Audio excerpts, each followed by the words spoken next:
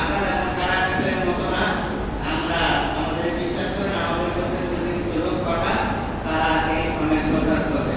এবার রসুল্লাহ আদিন যেটা 70 জন সাহাবী পাঠায়, কয়জন? 70 জন সাহাবী পাঠানোর পরে আমার পরে একটা আগে লোক রেডি করে রাখছে, তারা একযোগে আক্রমণ করলো এবং 70 জন সাহাবীকে শহীদ করে। রসুল্লাহ প্রত্যেক বছর আমাদের পরে বহুদিন পর্যন্ত কোনো জানাজারা পাঠ করলেন, কাফেরদেরকে অভিশাপ দিলেন যে তোমরা আমাকে ধোঁকা দিয়া এইভাবে ক্ষতিগ্রস্ত কথা। এইভাবে রসুল্লাহ সাল্লাল্লাহু আলাইহি ওয়াসাল্লামকে মারতে পারে নাই ওদের যুদ্ধে এবং মদিনা দখল করতে পারে নাই।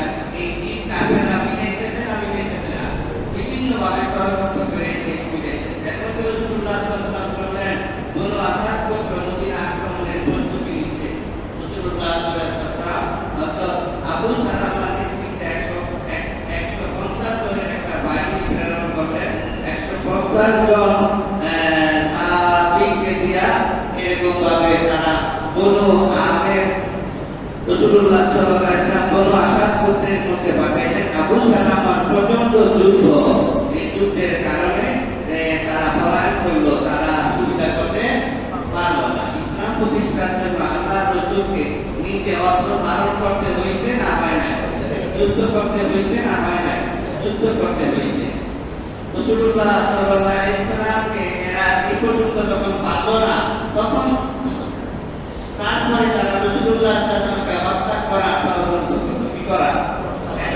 একবার হত্যা করার ষড়যন্ত্র ছিল কোথায়? মক্কায়। কোথায়? যেই রাতে হিজরত করে সেই রাতে রসুল্লাহ সাল্লাল্লাহু আলাইহি ওয়াসাল্লামের ঘর ঘেরাও করছিল কিনা? সেখান থেকে রক্ষা করছিল কে? আল্লাহ রাব্বুল ইজ্জত। তারপরে তাদের শিক্ষা হয়, তারা মনে করছেন মদিনাতে রসুল্লাহ সাল্লাল্লাহু আলাইহি ওয়াসাল্লামকে হত্যা করে ফেলবে। এই জন্য বনু নাজির ইহুদি গোত্র, কি গোত্র? ইহুদি গোত্রে একটা মারামারি হয়েছে। সেই মারামারি হওয়াতে রসুল্লাহ সাল্লাল্লাহু আলাইহি ওয়াসাল্লামকে বিচারক ডাকলেন, আপনি বিচার করে দেন। ইহুদিরা মদিনার প্রধান হিসাবে রসুল্লাহ সাল্লাল্লাহু আলাইহি ওয়াসাল্লামকে বিচারক মানে। এখন আল্লাহ রসুল বলেন যে আমি বিচার করতাম না, সেটা আপনি ইসলাম কায়েম করবেন, সমাজ প্রতিষ্ঠা করবেন কেমনে? ঠিক না? সমাজ প্রতিষ্ঠা করবেন কেমনে? এই জন্য রসুল্লাহ সাল্লাল্লাহু আলাইহি ওয়াসাল্লাম বিচার করার জন্য বনু নাজির গোত্রে গেলেন। কোথায় গেলেন? তারা রসুল্লাহ সাল্লাল্লাহু আলাইহি ওয়াসাল্লামকে দাওয়াত করে পুরা মেরে ফেলার ষড়যন্ত্র করে গেলেন। কেমনে? রসুল্লাহ সাল্লাল্লাহু আলাইহি ওয়াসাল্লামকে একটা পাথরের চেয়ারের পাশে বসাবেন, সেখানে বসে আলোচনা হবে। রসুল্লাহ সাল্লাল্লাহু আলাইহি ওয়াসাল্লাম যখন বিচার জন্য উঠবে তখন পিছন থেকে ধাক্কা দিলেন, পিছন থেকে ধাক্কা দিয়া রসুল্লাহ সাল্লাল্লাহু আলাইহি ওয়াসাল্লামের উপরে পাথরগুলি মারেন। তারপরে তারা রসুল্লাহ সাল্লাল্লাহু আলাইহি ওয়াসাল্লামকে উদ্ধার করার জন্য হুড়মুড়ি খেয়ে উপরে পড়বে, আসলে উদ্ধার করবে না। রসুল্লাহ সাল্লাল্লাহু আলাইহি ওয়াসাল্লাম মারা গেছে, বৃষ্টি ফেরা উঠেইব, তারপরে বলবো যে আমরা মানে রসুল্লাহ সাল্লাল্লাহু আলাইহি ওয়াসাল্লাম দুর্ঘটনায় মারা গেছে। কিসে মারা গেছে? এটা ছিল ষড়যন্ত্র করে হত্যা করা। কি করা? বুঝছেন? দিনের কাজ করতে গিয়ে রসুল্লাহ সাল্লাল্লাহু আলাইহি ওয়াসাল্লাম আল্লাহর নবী মাসুম বেগুনা, যার কত চরিত্র আর কারো হতে পারে না। লাআলা কুলুবিন আযীম, ইন্না আলা কুলুবিন আযীম। এই নবী আপনি মহান চরিত্রের অধিকারী, তাকেও কাফেররা সাথ দেয়। কথা ঠিক না? রসুল্লাহ সাল্লাল্লাহু আলাইহি ওয়াসাল্লাম ঠিকই সেখানে বিচারে গেলেন। বিচারে যাওয়ার পরে বিচার করতেছেন, কিন্তু আমরা রসুল তো গায়েব জানেন না যে কি হইতেছে না হইতেছে, জানেন? কিন্তু জানে কে? আল্লাহ। কিন্তু আল্লাহ রসুলকে বাঁচানোর মালিক হইল কে? আল্লাহ। মার দেওয়া ঘরের মালিককে ইচ্ছা করলে রসুলকে হত্যা করা যাবে না। যেমন লোকাতে হত্যা করতে পারে না, একবার দুইবার না 80 বার চেষ্টা করছে, একবারও হত্যা করতে পারে না। বলেন আল্লাহ রসুলকে রক্ষা করেছে কে? আল্লাহ। আল্লাহ রসুল রক্ষা করেছে। রসুল বিচার করতেছে, এই বিচারের মধ্যে থেকে হঠাৎ করে রসুল ফট করে দাঁড়ায় গেছে, দাঁড়াইয়া সেটা দৌড় শুরু করেছে। সব মানুষ পিছনে পিছনে যাইতেছে, সাহাবীরা বিরোধীরা সবাই ঘটনা কি করলো ঘটনা বলে। এই মাত্র জিবরাইল আসলে জিবরাইল এসে বলছে যে 1 মিনিট দেরি করবেন না, এখন এখান থেকে ওইটা দৌড়বেন। এই জন্য আমি দৌড় দিচ্ছি, কারণ আমরা যে হুকুম করছে এখান থেকে যাওয়াটা বড় হয়ে বলেন। তারপর আমরা আয়াত নাযিল করলেন, আয়াত নাযিল করে জানাইলেন আপনি তো সরল করে বিচার করতে গেছেন, গত পাথরের মধ্যে বলের কাছে বলেন যে আপনাকে মারা ষড়যন্ত্র করছে, একটু পরে আপনি পাথরে চাপা করতেন, এই আপনি তো জানেন না, জানে কে? আল্লাহ রাব্বুল ইজ্জত। এই জন্য আল্লাহ জানাইছে, এই জন্য রাসূলুল্লাহ সাল্লাল্লাহু আলাইহি ওয়াসাল্লাম বললেন আল্লাহর কথা দিতে পারে না, তারাও অস্বীকার করতে পারবে না। বলেন সুবহানাল্লাহ। রাসূলুল্লাহ সাল্লাল্লাহু আলাইহি ওয়াসাল্লাম বললেন, 10 দিন তোমাদের নাই, 10 দিনের এলাকায় তোমাদের বাড়িঘর এলাকায় থাকতে পারবা, 10 দিন পরে যদি এলাকা ছেড়ে না দাও তাহলে তোমাদেরকে ঘেরাও করে বাড়িঘর ছাড়া করা হবে। মদিনার ভিতরে ইহুদি হওয়ার মধ্যেও তোমাদেরকে আমাদের সাথে রাখি না, আমাদের সাথে তোমরা চুক্তিবদ্ধ হইছ, এক রাষ্ট্রের নাগরিক হইছ, নাগরিক মর্যাদা তোমাদের দিছি, তারপর এত বড় বিশ্বাসঘাতকতা, ইসলামকে কে ফেলতে চাও, মুসলমানকে কে ফেলতে চাও, এমনকি আল্লাহ নবীকে মেরে ফেলতে চাও, এরকম বিশ্বাসঘাতকতা দিকে মদিনার ভূখণ্ডের ভিতরে কিছুতেই জায়গা দেওয়া যায়। কি বলে জায়গা দেওয়া যায় না। এই জন্য রাসূলুল্লাহ সাল্লাল্লাহু আলাইহি ওয়াসাল্লাম বললেন যে তোমাদেরকে এখান থেকে বিতাড়িত করা হবে, কিন্তু তারা বলল যে আমরা যাবো না। রাসূলুল্লাহ সাল্লাল্লাহু আলাইহি ওয়াসাল্লাম 10 দিন পর তাদেরকে ঘেরাও করলেন এবং তাদেরকে বাধ্য করলেন। আর রাসূলুল্লাহ সাল্লাল্লাহু আলাইহি ওয়াসাল্লাম ইহসান করলেন। কি ইহসান করলেন? যে তোমাদের এরকম ভাবে এতটুকু সুযোগ দেওয়া হলো, 3 জন লোক একটা উট লইবা। কয়জন লোক? বলেন কয়জন লোক? 3 জন লোক একটা উট লইবা, একটা উটের মধ্যে যে সামান হয় এই সামান লইয়া তোমরা যাইতে পারবা এলাকা ছেড়ে, আর বাড়িঘর যা আছে সব ফালাই দিয়ে দেবা, এই সম্পত্তির মালিক হবে মুসলমান। বলেন সুবহানাল্লাহ। এইভাবে দেখা গেল যে তারা রাসূলকে হত্যা করতে গিয়ে বাড়িঘর ছাড়া হলো। রাসূলুল্লাহ সাল্লাল্লাহু আলাইহি ওয়াসাল্লাম তাদেরকে প্রতিশোধ নিলেন। তারা খায়বার, ওয়াদিউল কুরা এবং সিরিয়ায় চলে গেল। কোথায় চলে গেল? খায়বার, ওয়াদিউল কুরা এবং সিরিয়ায় চলে গেল। সেই ইসরাইল, সেই ইহুদি হইল এখন কোথায়? ইসরাইল। সেই ইহুদি বংশই এখনো দাঁড়াইতেছে। দাঁড়াইতেছে কিনা? এখনো দাঁড়াইতেছে। এই জন্য তাদের ইতিহাস। এইভাবে দেখা গেল রাসূলুল্লাহ সাল্লাল্লাহু আলাইহি ওয়াসাল্লামকে হত্যা করার ষড়যন্ত্র করছে, কিন্তু তারা কি হত্যা করতে পারছে? হত্যা করতে পারে না। এর মধ্যে রাসূলুল্লাহ সাল্লাল্লাহু আলাইহি ওয়াসাল্লাম শুনলেন যে কাতমান পুত্র বিদ্রোহ করেছে এবং তারা অস্ত্র নিয়ে রাসূলুল্লাহ সাল্লাল্লাহু আলাইহি ওয়াসাল্লামকে মারতে আসতেছে। তখন রাসূলুল্লাহ সাল্লাল্লাহু আলাইহি ওয়াসাল্লাম নিজেই 400 লোক নিয়ে রাসূলুল্লাহ সাল্লাল্লাহু আলাইহি ওয়াসাল্লাম বেরিয়ে গেলেন এবং রাতুল নিকা নামক স্থানে পৌঁছলেন। সেখানে পৌঁছার পরে কাতমান গোত্রেরা দেখলো যে রাসূলুল্লাহ সাল্লাল্লাহু আলাইহি ওয়াসাল্লাম শুধু আত্মসমর্পণ করে না, তার কাছে তরবারি আছে, ঘোড়া আছে, বল্লম আছে, ঢাল আছে, এবং আমরা দিন কায়েম করার জন্য, মদিনার রাষ্ট্র রক্ষা করার জন্য যা দরকার সব সরঞ্জামাদি আছে না নাই? আমাদের বাংলাদেশ একটা রাষ্ট্র, আমরা যদি আল্লাহ করি তাইলে কি রাষ্ট্র রক্ষা হবে? রাষ্ট্রকে রক্ষা করার জন্য এই সেনাবাহিনী আছে না নাই? সেনাবাহিনী, পুলিশ বাহিনী, র্যাব বাহিনী আছে না নাই? এগুলি কি দরকার আছে না নাই? রাসূলুল্লাহ সাল্লাল্লাহু আলাইহি ওয়াসাল্লামের এরকম বাহিনী ছিল, সেই বাহিনী দিয়ে রাসূলুল্লাহ সাল্লাল্লাহু আলাইহি ওয়াসাল্লাম এই রাষ্ট্রকে রক্ষা করতেন। আর তখন তো তরবারির যুগ ছিল, মুসলমানদেরকে ডাক দিলে তারা যুদ্ধে অংশগ্রহণ করত। এই জন্য রাসূল নামক স্থানে সেখানে পৌঁছতে রাসূলুল্লাহ সাল্লাল্লাহু আলাইহি ওয়াসাল্লাম তাদেরকে আক্রমণ করে। তারা আক্রমণকে কুলাইতে না পাইরা তারা কাতমানীরা এরকম ভাবে পলায়ন করিয়া পাহাড়ের গুহায় আশ্রয় নিল। কোথায় আশ্রয় নিল? পাহাড়ের গুহায় আশ্রয় নিল। রাসূলুল্লাহ সাল্লাল্লাহু আলাইহি ওয়াসাল্লাম চতুর্থ হিজরি শাবান মাসে আবার বদর প্রান্তরে একত্রিত হলেন, যেখানে বদরের যুদ্ধ হয়েছিল। বদরের যুদ্ধ হয়েছিল কত হিজরিতে? হ্যাঁ, তৃতীয় হিজরিতে। কত হিজরিতে? বদরের যুদ্ধ হয়েছে তৃতীয় হিজরিতে, মনে রাখবেন। এবং উহুদের যুদ্ধ হয়েছে তৃতীয় হিজরিতে। উহুদের যুদ্ধে পরাজিত হয়ে আবু সুফিয়ান বলছিল, ঠিক আছে আমরা তো মদিনা দখল করতে পারলাম না, বদর প্রান্তরে তোমাদের সাথে আগামী বছর দেখা হবে। রাসূলুল্লাহ সাল্লাল্লাহু আলাইহি ওয়াসাল্লাম চ্যালেঞ্জ গ্রহণ করলেন যে ঠিক আছে আমরাও বদর প্রান্তরে তোমাদের আগে উপস্থিত থাকবো। বলেন সুবহানাল্লাহ। রাসূলুল্লাহ সাল্লাল্লাহু আলাইহি ওয়াসাল্লাম দুনিয়ার ব্যক্তি ছিলেন না, তিনি সাহসী পুরুষ ছিলেন। কোন দুর্বল লোককে আল্লাহ নবী মানে না, প্রত্যেকটা সাহসী লোককে আল্লাহ নবী বানায়, যে জালেমের সামনে দাঁড়াইতে একটুও ভয় পায় না। বলেন সুবহানাল্লাহ। রাসূলুল্লাহ সাল্লাল্লাহু আলাইহি ওয়াসাল্লাম চতুর্থ হিজরি শাবান মাসে বদর প্রান্তরে উপস্থিত হলেন 1500 সাহাবী নিয়ে। কত সাহাবী? 1500 সাহাবী নিয়ে বদর প্রান্তরে উপস্থিত হলেন। আবু সুফিয়ানকে ডাকলেন যে আমরা তো বদরে এসে উপস্থিত হয়েছি, কই তোমার তো চ্যালেঞ্জ মোকাবেলা করার জন্য আসলো না, তোমাদের আগে এসে উপস্থিত হয়েছি। আবু সুফিয়ান 2000 সৈন্য নিয়ে আসলো। কত? কিন্তু যখন শুনছে রাসূলুল্লাহ সাল্লাল্লাহু আলাইহি ওয়াসাল্লাম 1500 সৈন্য নিয়ে আসছে, আর তারা নিয়ে আসছে কত? 2000। তো আবু সুফিয়ানের সৈন্য বেশি না কম? বেশি। তারপরও তারা রাসূলের সামনে আসতে সাহস পাইল না। রাসূলুল্লাহ সাল্লাল্লাহু আলাইহি ওয়াসাল্লাম বদর প্রান্তরে 8 দিন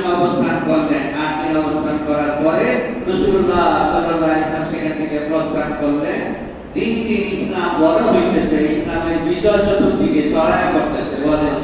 কাফেররা বলতেছে যে ইসলাম এখন একটা বিশাল শক্তি, এটাকে কোন রকম আক্রমণ করে শেষ করা সম্ভব নয়। বলেন সুবহানাল্লাহ। রাসূলুল্লাহ সাল্লাল্লাহু আলাইহি ওয়াসাল্লাম আরেকটা পদক্ষেপ গ্রহণ করলেন যাতে আরো বিশ্বের মধ্যে মুসলমানদের মান মর্যাদা বৃদ্ধি পেল। সেটা হলো দৌমাতুল জান্নালের ডাকাতদের দমন, অর্থাৎ আরব ও সিরিয়া সীমান্তে, আরব ও সিরিয়া সীমান্তে এই দৌমাতুল জান্নাল নামে একটা জায়গা আছে। এই জায়গার মধ্যে ডাকাতরা থাকতো। এইখান দিয়ে মুসলমানরা আসলে তাদের মাল লুট করে নিয়ে যেত। মক্কার লোকেরা কাফের মুশরিক ইরাক সিরিয়া এরকম আরবদের মাল লুট করে নিয়ে যেত। তাদেরকে দমন করার মতো কেউ ছিল না। রাসূলুল্লাহ সাল্লাল্লাহু আলাইহি ওয়াসাল্লাম পদক্ষেপ নিলেন। 1000 বাহিনী নিয়ে পঞ্চম হিজরি রবিউল আউয়াল মাসে রাসূলুল্লাহ সাল্লাল্লাহু আলাইহি ওয়াসাল্লাম করলেন। তারপরে রাসূলের সাথে মোকাবেলা করে পারল না, ডাকাতরা সে এলাকা ছেড়ে দিল। সেই এলাকার নিরাপত্তা বিধান করলেন বিশ্বনবী হযরত মুহাম্মদ রাসূলুল্লাহ সাল্লাল্লাহু আলাইহি ওয়াসাল্লাম। এই কাজটা প্রশংসনীয় না প্রশংসনীয় না? প্রশংসনীয়। এই আরব বিশ্বে মুসলমান কাফের সবার কাছে রাসূলুল্লাহ সাল্লাল্লাহু আলাইহি ওয়াসাল্লামের ইজ্জত বেড়ে গেল যে রাসূলুল্লাহ সাল্লাল্লাহু আলাইহি ওয়াসাল্লাম এরকম ভাবে ডাকাতি হত্যা সন্ত্রাস থেকে জাতিকে রক্ষা করতে পারবে। অর্থাৎ একটা লোক যদি ভালো হয়, দুর্বল হইলে তার পক্ষে কেউ যায় না।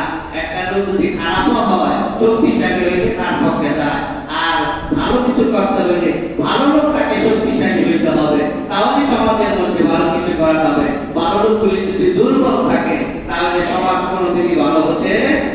আজকে সমাজের এই অবস্থা কেন? ভালো লোক, সমাজের ভালো লোক যারা, তারা সমাজের দায়িত্ব ছেড়ে দিছে, ছেড়ে দিয়ে আল্লাহ তসবিহ করতেছে। এরা জুলুমের বিরুদ্ধে নাই, অন্যায়ের বিরুদ্ধে নাই, হত্যার বিরুদ্ধে নাই, সন্ত্রাসের বিরুদ্ধে নাই। এমনকি কোনো মানুষ তাদের কাছে এখন বিচার চাইলে বলে তসবিহ করো, আমার এই করার ক্ষমতা নাই। যদি এমন সব লোক সামনে থাকতো তাহলে ইসলামের জাগরণ আসতো না, আসতো না। রাসূলুল্লাহ সাল্লাল্লাহু আলাইহি ওয়াসাল্লাম এরকম বীর পুরুষ ছিলেন। এই জন্য সেখানে ইসলামের প্রতিষ্ঠা হলো।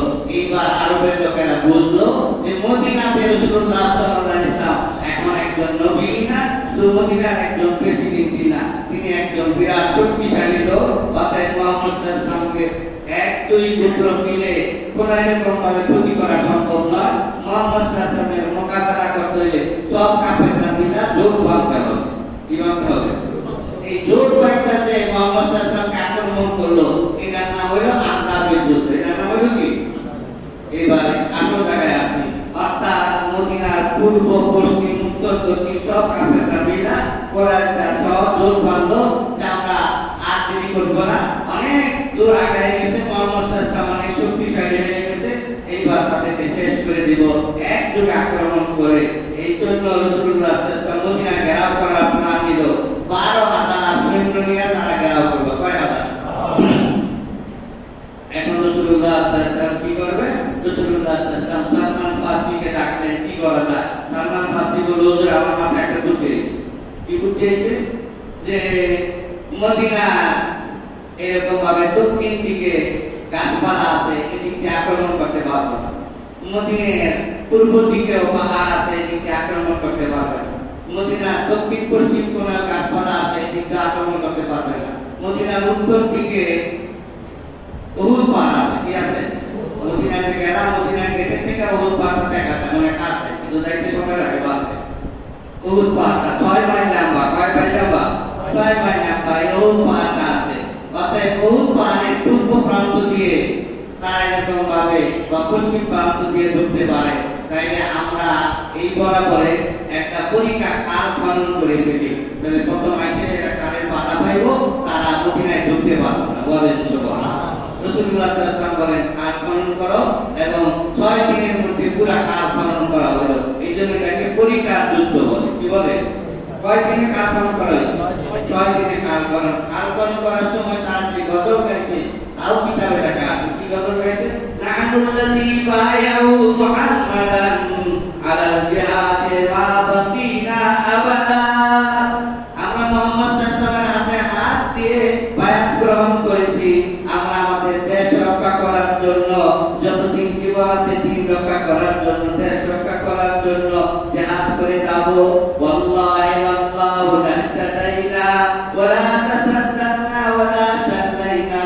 আল্লাহ যদি আমাদেরকে হেদায়েত না করতেন তাহলে আমরা দান খরচ করতে পারতাম না, নামাজ আদায় করতে পারতাম না। ফানজিলিস সাকিনাতা আলাইনা, হে আল্লাহ আমাদের উপরে সাকিনা রহমত নাযিল করেন, সাহায্য করেন। ওয়াসাব্বিতিল আকদামা ইল্লাযিনা, আসমান লোকের যুদ্ধে যখন মোকাবেলা হবে তখন পাওকে দমায় রাখা আমাদেরকে সাহায্য করেন, বলেন সুবহানাল্লাহ। এইভাবে রাসূলুল্লাহ সাল্লাল্লাহু আলাইহি ওয়াসাল্লামের খন্দকের খাল কাটা হলো। খাল কাটা মাটি উঁচা কইরা এরকম ভাবে এই উঁচা করে দিলেন।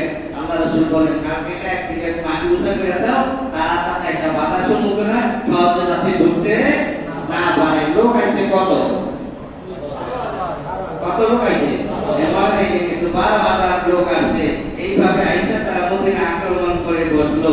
এরকম রাসূলুল্লাহ সাল্লাল্লাহু আলাইহি ওয়াসাল্লাম এর মধ্যে রাসূলুল্লাহ সাল্লাল্লাহু আলাইহি ওয়াসাল্লাম সঙ্গে বনু কুরাইজার সাথে ইহুদি আরেকটা গোত্র আছে যারা নাকি মদিনা এরকম ভাবে দক্ষিণ পূর্ব দিকে বসবাস করে।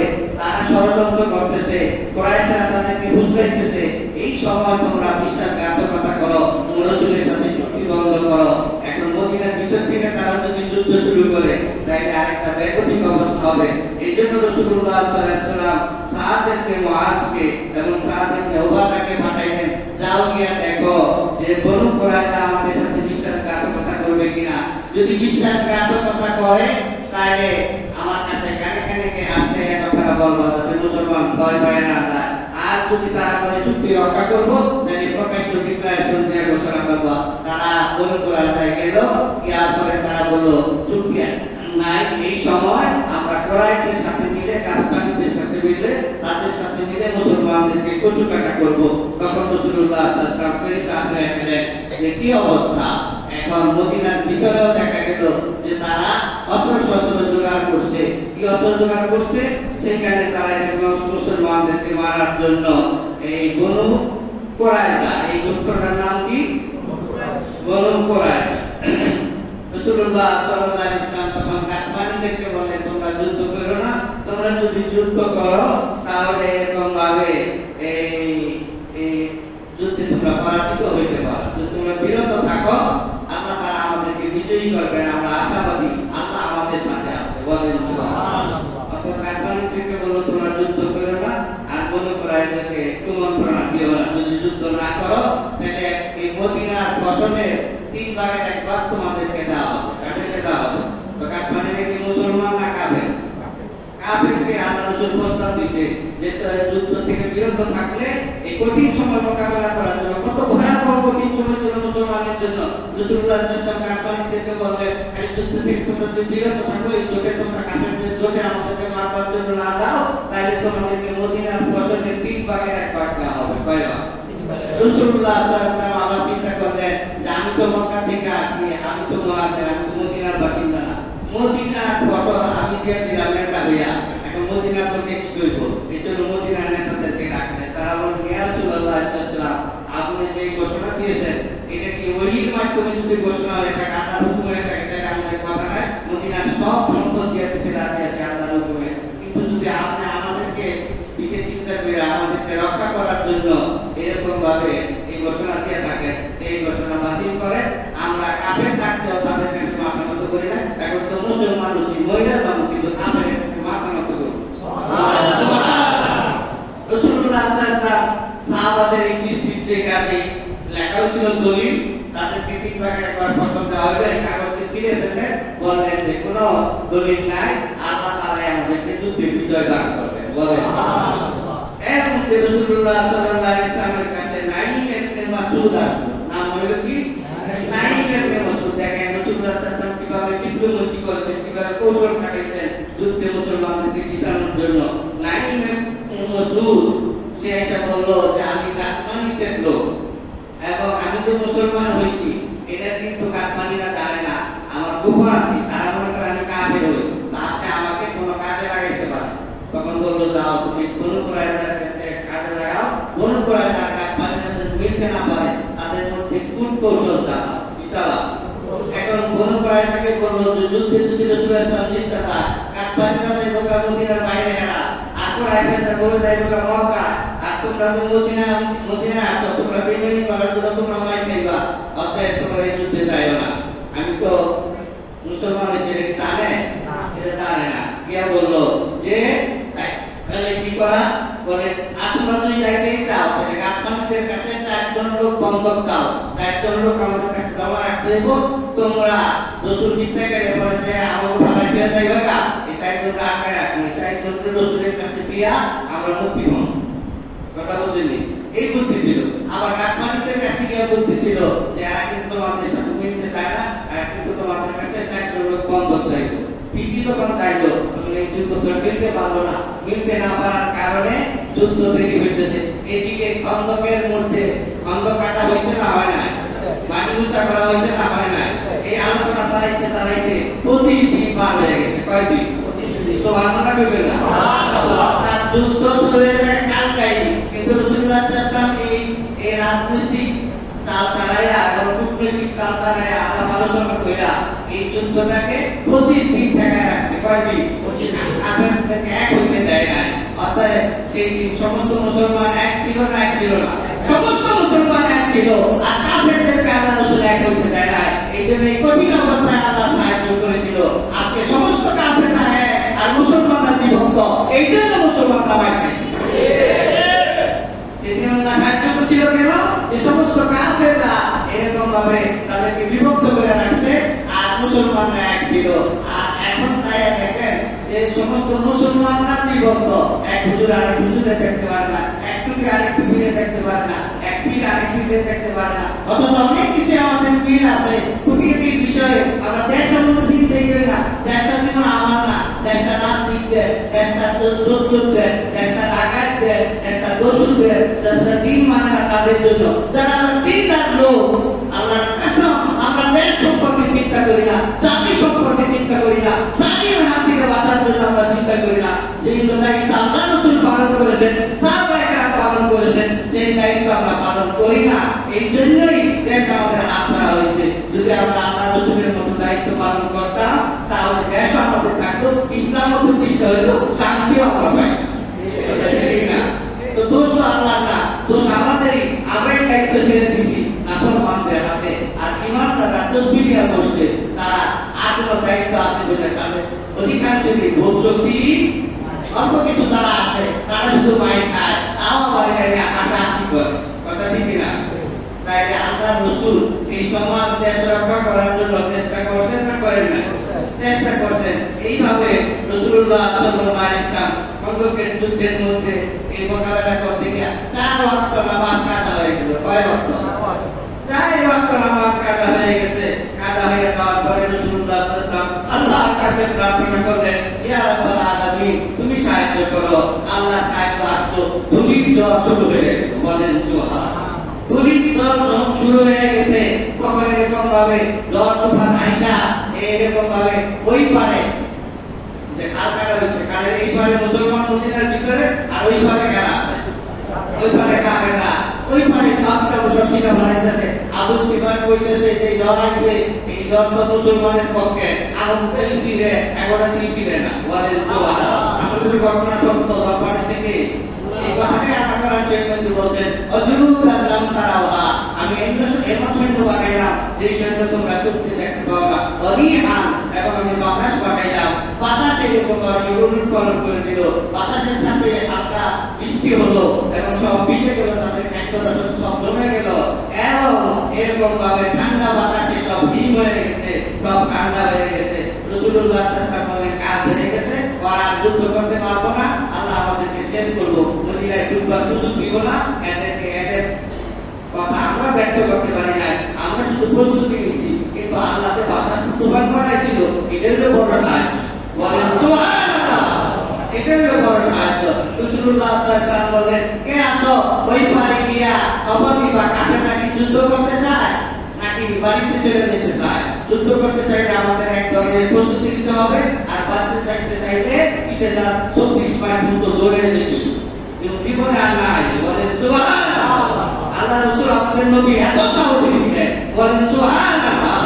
রাসূলুল্লাহ সাল্লাল্লাহু আলাইহি ওয়াসাল্লাম আসো কালটা পার হয়ে ওই বাড়ি গিয়া কাপড়ের খবর নিবা কি খবর গোয়েন্দাগিরি করে আসবা যে তারা যুদ্ধ করতে চায় নাকি তারা এরকম ভাবে চলে যেতে চায় কে আসো একজন ওঠেন আবার বলেন কে আসো একজন ওঠো একজন ওঠেন কে আসো একজন ওঠো ওই পারে যাইবা একজন ওঠেন অন্ধকার কালো চতুর্দশ বিক্রিয় সাহায্য কোথায় টাকা রাখেন কোথায় পাঠো ফালতে আসে লম্বাই কে রাসূলুল্লাহ ও সাহায্য কে রাসূলুল্লাহ উপস্থিত আছে এত তো মনে একটু মরে গিয়েছিলাম যেটা হয়ে গেছে বলেন তো আমি তো বারবার কইতেছি একটা মাংস বলে না তোমার নাম কইতে হইলো হুজুর বলেন না বিপদটা কি এটা একটা করে দিল কান্দল এইবারে জ্ঞান আমি দোয়া করি তারপরে এক টুকরা করবো সবার চিন্তা আমার ভুলবি নেবো না আমার কত টাকা করবো কথা ঠিক না এই জন্য আমি যাই না দেখেন আমার কোনো সম্ভব নাই একটা চাদর আছে এই চাদরটি গলা থেকে রাখলে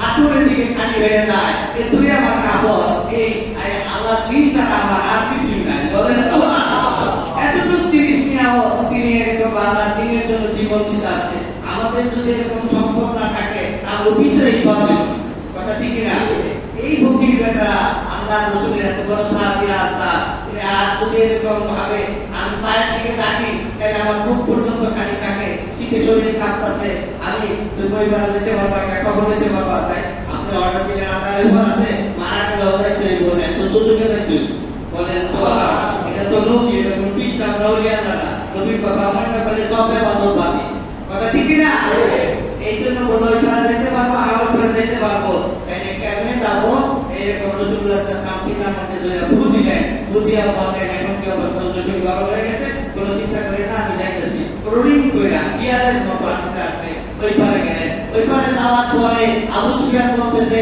তোমরা যে যাইবা করতেছো কাফের না করে এরকম ভাবে মুসলমানরা যদি শুনে যে তোমরা পড়াইবা এর পিছনে কাটিয়ে দিব দায়িত্ব একটা সাহস লাগে মাত্র তোমরা খবর লো তোমাদের ভিতরে কোনো ইসমাইল বুঝতে কিনা কেমনে খবর লো বাকি নাই অন্ধকার তুফান কেউ কেউ চেহারা দেখা যায় না একটা কথা হইল একজন আরেকজনের হাত ধরো হাত ধরে নাম ঠিকানা জিজ্ঞাসা করো সামরিক কায়দা যদি নাম ঠিকানা করতে পারে তাহলে আমাদের লোক যদি না করতে পারে তাহলে এর বিষয়ে আমার কাছে বাধা বোধার ভাষা এই কথা শুনি না আমার শরীর লগ লাগে বলা যেত আমি তখন ধরা করুন তোদের ভাষাদের জন্য বলবে খাওয়া খারাপ হইলে হবে না আমি খাচ্ছে আমার পাশে যে আছে তাহলে ধরে বললাম তোমাদের বাড়ি কই লঙ্কায় অমুক কেন না তোমাকে বাড়ির সামনে রেখা কিছু আসছে না এরকম ভাবে তোমার দাদা তো মানে বয়স্ক বুড়া তাই না একটু কই বই তাই না এরকম কথা কইতে কইতে তার সাথে কথা শুরু করে দিলাম আমার আর দিকে এবার সুযোগই পাইল না আমি আল্লাহ তাআলা আমাকে শেষ করলো বলেন আমি তাড়াতাড়ি ফিরে শেষের কাছে বললাম